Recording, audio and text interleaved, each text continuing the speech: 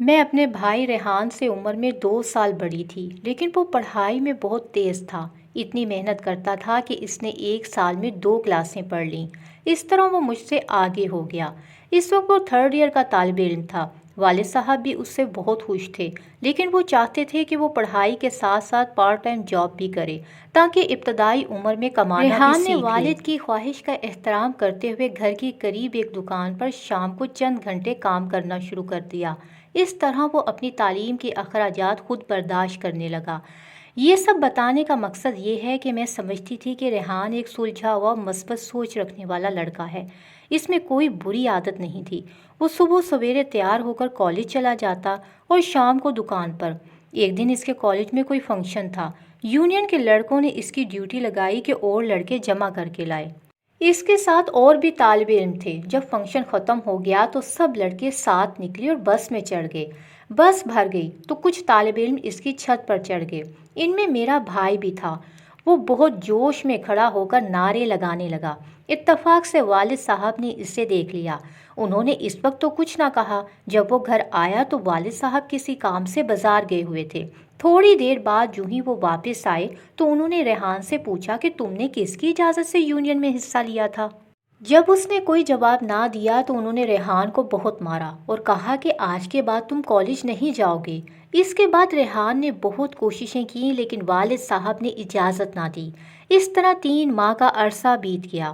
وہ مایوس ہو گیا۔ پہلے اس کا دل پڑھائی میں اٹکا رہتا تھا، گھر پر بھی کتابیں لیے بیٹھا رہتا تھا، مگر اب اس کا دل پڑھائی کرنے کو نہیں چاہتا تھا۔ میں اس کی ذہنی حالت یہاں رقم نہیں کر سکتی کہ ان دنوں وہ کتنا پریشان تھا۔ اس کے چہرے پر اداسی کے گہرے بادل چھائے رہتے تھے۔ یہ سب دراصل کالج نہ جا پانے کا رد عمل تھا۔ ابو بھی اپنی جگہ درست تھے۔ کہتے تھے کہ اس کو لیڈری کی چاٹ لگ گئی تو میں اپنے بیٹے سے ہی ہاتھ دھو بیٹھوں گا۔ مجھے یہ تعلیم سے زیادہ پیارا ہے۔ یہ سب پیار کا انداز ہوتا ہے۔ شاید میرے والد صاحب کو بیٹے سے پیار کا یہی انداز ٹھیک لگا کہ انہوں نے ریحان کو گھر میں قید کر لیا۔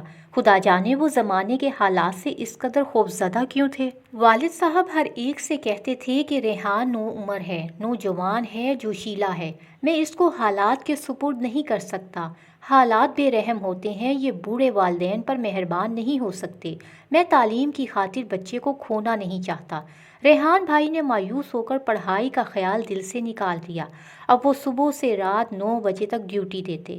انہی دنوں ایک لڑکی جس کا نام فرحانہ تھا دکان پر آنے لگی۔ اس نے میرے بھائی کو غالباً پسند کر لیا تھا۔ وہ بہانے بہانے دکان پر آتی۔ ریحان نے بھی اس کا نوٹس لے لیا۔ وہ ان دنوں بہت بھوجا ہوا تھا، غالباً کسی ذہنی سہارے کا متلاشی تھا۔ فرحانہ اس کے لیے ایک اچھا سہارا ثابت ہوئی۔ وہ اسے تحفے دینے لگا۔ اس کا گھر ہماری گلی میں ہی تھا، اسی وجہ سے ان کی دوستی مجھ سے چھپی نہ رہ سکی۔ مجھے پتا تھا کہ میرا بھائی روزانہ 10 بجے رات کو اس سے ملنے جاتا ہے۔ وہ اپنے گھر کے دروازے پر آ کر بھائی سے باتیں کر لیتی اور جب کھٹکا سنتی تو اندر چلی جاتی۔ میں جانتی تھی کہ اس نے فرحانہ کی ذات میں وقتی سہارا لیا ہے۔ ابو کو اس کے جذبات کا کچھ احساس نہ تھا۔ ان کو تو بس اس بات سے غرض تھی کہ بھیا کسی کی نظروں میں نہ آ جائے۔ ان کو صرف اپنے بیٹی کی زندگی پیاری تھی، اور میں سمجھتی ہوں کہ ابا بھی کچھ غلط نہیں تھے۔ ہر باپ اپنے جوان بیٹے کی خیر چاہتا ہے۔ وہ جانتے تھے کہ ریحان کو خود نمائی کا شوق ہے اور وہ جوشیلا بھی ہے۔ اگر انہوں نے اس کو کالج جانے دیا تو وہ اس طرح کی ایکٹیویٹیز میں حصہ ضرور لے گا۔ ریحان کی دکان کا مالک کسی کام سے 15 دن کے لیے باہر چلا گیا۔ اب دکان اس کی ذمہ داری تھی۔ وہ رات کے 11 بجے دکان بند کرتا، پھر گلی میں جا کر کھڑا ہو جاتا۔ فرحانہ اپنے کمرے سے بات کرتی تھی۔ اس وقت اس کے بھائی بہن سو جاتے تھے۔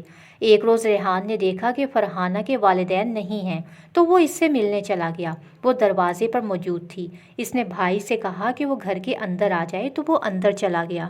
ریحان فرحانہ سے کچھ دیر باتیں کر کے گھر آ گیا۔ گھر آنے کے بعد اسے یاد آیا کہ دکان کی چابی تو وہ وہیں میز پر ہی بھول آیا ہے۔ وہ دوبارہ فرحانہ کے گھر گیا اور کھڑکی سے جھانکنے لگا کہ فرحانہ نظر آ جائے تو اس کو چابی لانے کا کہے، مگر اندر جھانکتے ہی اس کا دل بجھ گیا۔ فرحانہ محلے کے ایک اور لڑکے تنویر سے باتیں کر رہی تھی۔ اس کے والدین ابھی تک گھر نہیں آئے تھے، گویا وہ ہر کسی سے یوں ہی بات کر لیتی تھی۔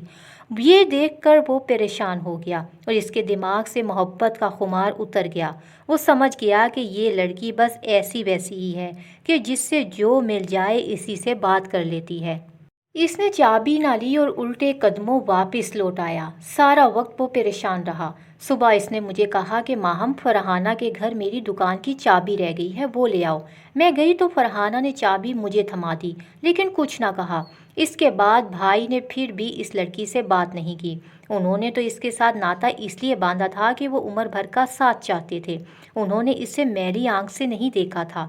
وہ اپنے جذبوں میں سچے تھے، مگر فرحانہ جیسی لڑکی نے ان کے سچے جذبوں کا مذاق اڑایا تو انہوں نے اپنے قدم موڑ لیے۔ انہی دنوں امی کی طبیعت خراب ہو گئی، انہیں ہسپتال داخل کرنا پڑا۔ ریحان نے دکان کے مالک سے امی کے علاج کی خاطر کچھ رقم قرض لی۔ یہ صرف 3,000 روپے تھے۔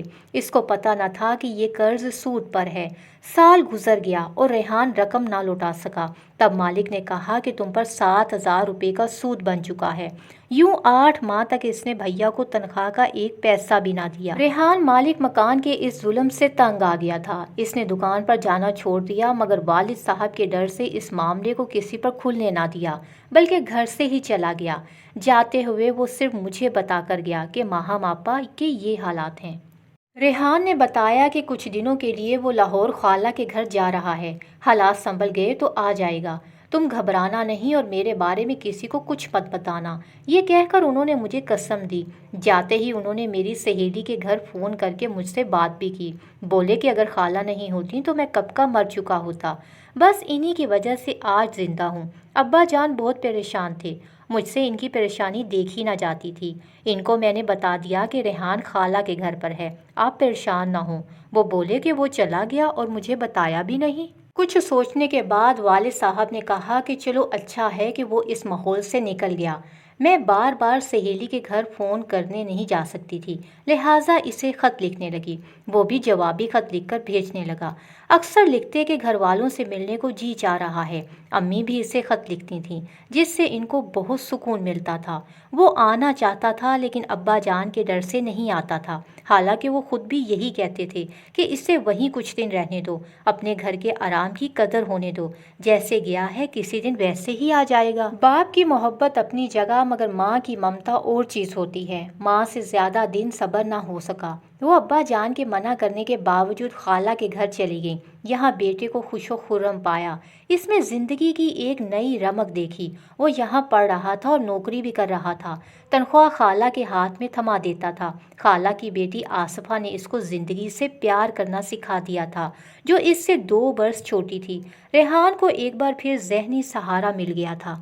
آصفہ نے اس کے مردہ دل میں اپنی محبت اور توجہ سے نئی روح پھونک دی تھی اور وہ خوشی خوشی زندگی کی مصروفیات میں کھو گیا تھا۔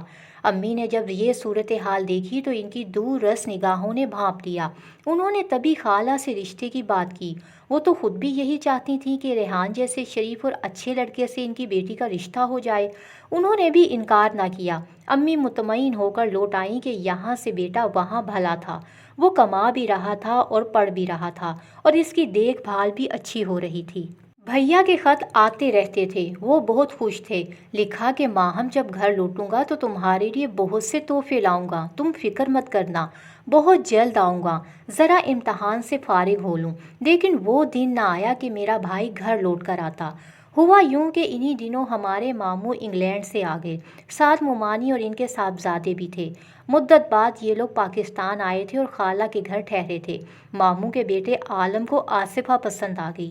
اس نے اس کے ناز نخرے اٹھانا شروع کر دیے، اور یہ ناز پروری باتوں تک نہ تھی، بلکہ انگلینڈ سے لائے ہوئے بیش قیمت تحفے بھی تھے۔ کچھ لڑکیاں واقعی وعدوں کی پکی نہیں ہوتی، کیونکہ وہ ایمان کی کچی ہوتی ہیں۔ ہم سوچ بھی نہیں سکتے تھے کہ آصفہ ایسی نکلے گی۔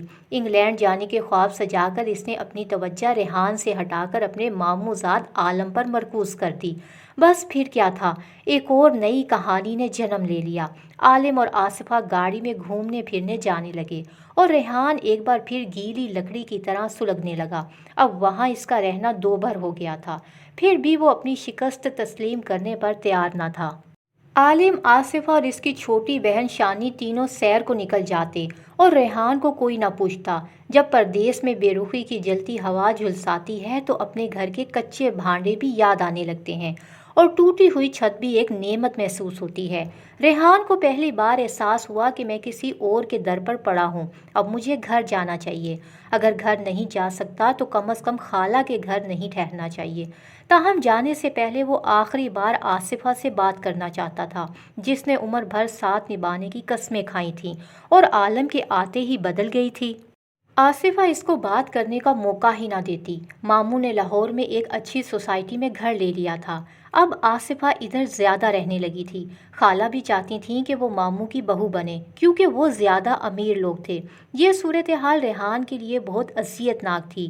اس نے تنگ آ کر آصفہ کی چھوٹی بہن کا سہارا لیا اور اس سے کہا کہ شانو تم ہی مجھے اس گرداب سے نکالو، مجھے آصفہ کا آخری جواب چاہیے۔ شاہین نے کہا کہ تم آصفہ کو خط لکھ کر مجھے دے دو، میں اس کا جواب تمہیں لا دوں گی۔ ریحان نے اسے خط لکھ کر دے دیا۔ تب موبائل فون نہیں تھے تو اس نے خط کا ہی سہارا لیا۔ چند گھنٹوں میں شانو جواب لے کر آ گئی، تحریر کی صورت میں نہیں زبانی۔ اس نے کہا کہ ریحان بھائی کیوں اس بے وفا کے لیے اپنی جان گھلاتے ہو؟ وہ بدل چکی ہے، ماضی میں کیے گئے وعدے بھلا چکی ہے، وہ لالچی ہے، اس نے تمہارا خط پڑھے بغیر ہی ہوا میں اچھال دیا ہے۔ تم کس خود فریبی کے سہارے اس کے منتظر بیٹھے ہو؟ ریحان کے لیے یہ جواب کافی تھا، پھر بھی دل خود فریب تھا۔ وہ آصفہ سے ملنے ماموں کے گھر چلا گیا، لیکن اس نے سلام کا جواب تک نہیں دیا، نہ بات کرنا گوارا کیا۔ اب بھی شانو نے ہی ریحان کو اخلاقی سہارا دیا۔ ریحان بھائی بہت مخمل ہو گئے تھے۔ ان کو اداس دے کر شانو بھی رونے لگی، بولی بھیا بہتر ہے آپ واپس چلے جاؤ اپنے گھر، میری بہن کو تم سے نہیں قیمتی تحفوں سے پیار ہے، وہ دولت سے محبت کرتی ہے، تم اس کا خیال اپنے ذہن سے نکال دو۔ ریحان کے دل کو دوسری بار چوٹ لگی اور وہ خالہ کے گھر سے چلا گیا۔ خدا جانے کہاں اس کے بعد میرا بھائی پھر کبھی لوٹ کر نہ آیا۔ ابا جان اس کی راہ تکتے تکتے بیمار پڑ گئے۔ امی کی آنکھوں میں موتیا اتر آیا۔ میں رو رو کر دیوانی ہو گئی، دن رات دعائیں مانگتی مگر بھیا کو نہ آنا تھا، وہ نہ آئے۔ پہلا سال تو ہمارا انگاروں پر گزر گیا۔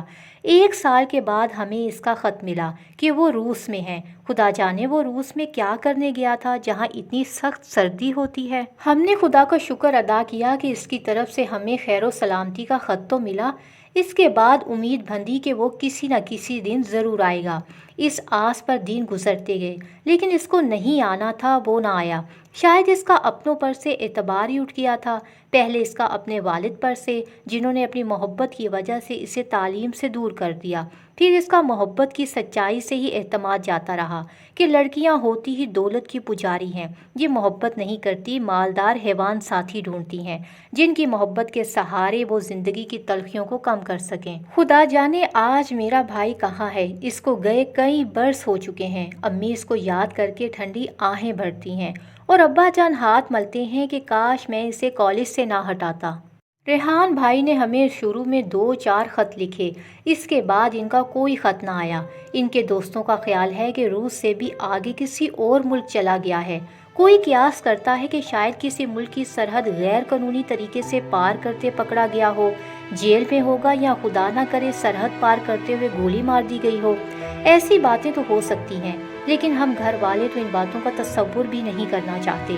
میری تو دعا ہے کہ میرا بھائی جہاں بھی ہے وہ خیریت سے ہو۔